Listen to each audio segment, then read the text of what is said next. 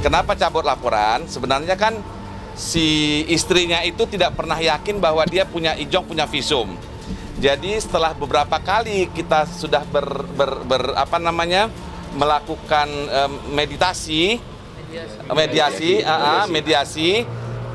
selalu oke, gitu. Tapi pada dasarnya enggak, karena istrinya itu pengen Ijong itu masuk sebagai tersangka, gitu.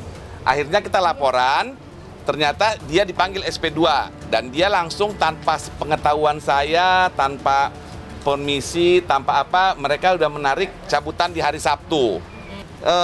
Tanpa tanya saya, mereka itu sudah mencabut laporan. Berarti berbarengan ya Om Ben? Ya, dua-dua cabut.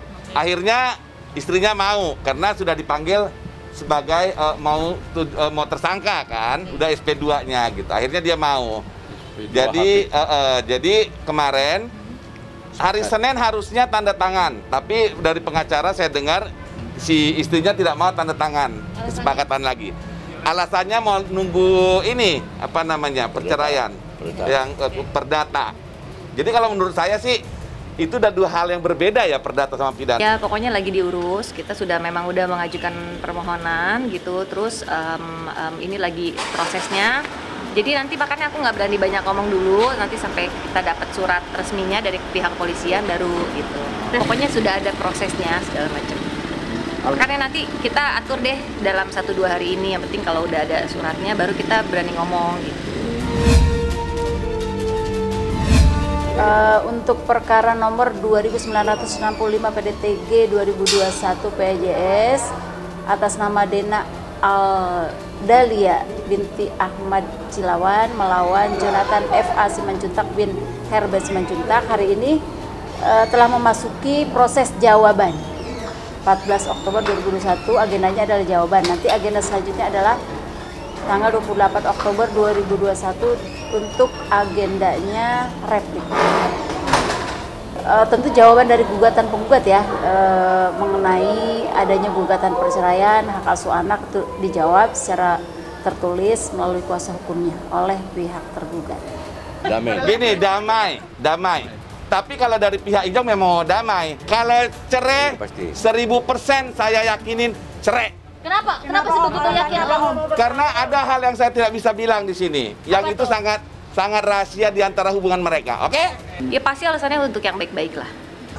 Makanya jalan terbaik, saya pikir sekarang dengan berat hati memang harus berpisah, tapi secara baik-baik. Dena mengajukan gugatan perceraian serta pengasuhan anak agar berada di bawah asuhan pihak penggugat dan biaya hidup untuk anak tersebut kepada pihak tergugat agar dikabulkan berada di bawah asuhan pihak penggugat. Ya, karena ini masih dalam proses, tentu di dalam jawaban, replik maupun duplik masih dalam proses, nanti belum tergambar apakah itu digugat balik atau gimana, kita lihat nanti ya, karena masih dalam proses. Pasal 196, 156 itu ada, tapi poin A, apabila istri mengajukan gugatan, maka istri harus siap. Ya. Itu kata hukum Islam. Ya, kata hukum Islam. Harus siap untuk melakukan pembiayaan. Ijong itu kan bukan pegawai negeri ya. Kalau pegawai negeri itu, kalau saya ingat di dalam hukum Islam itu pun ada dua hal yang dia patut kasih, yaitu harta kayak semacam pemberian kepada istri, kayak kayak mahar ya, kalau kita kasih lah itu seperti benda-benda gitu.